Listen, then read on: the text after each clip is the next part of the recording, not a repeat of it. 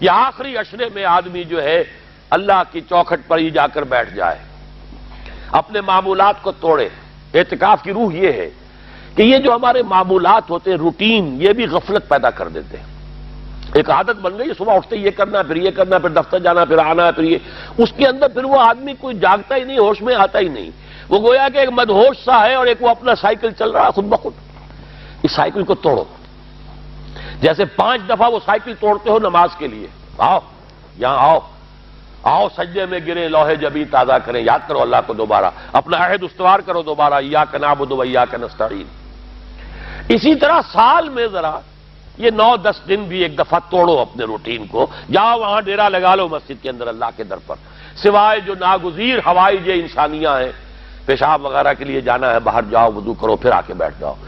محض فرحت حاصل کرنے کے لیے نہانے کی اجازت بھی نہیں ہے۔ ہاں اگر آپ کو فرض کیجئے کوئی ایسی شکل ہو گئی ہے، رات کو آخر سوئے تو ہے، سونے میں بدخوابی ہو گئی ہے، نہانا ہے تو جاؤ نہاؤ، ٹھیک ہے، غسل واجب ہے، نہاؤ۔ اور یہ کہ پیشاب کی بہانے کی حاجت ہے، جاؤ پوری کرو، وضو کرو، واپس آ کے بیٹھو۔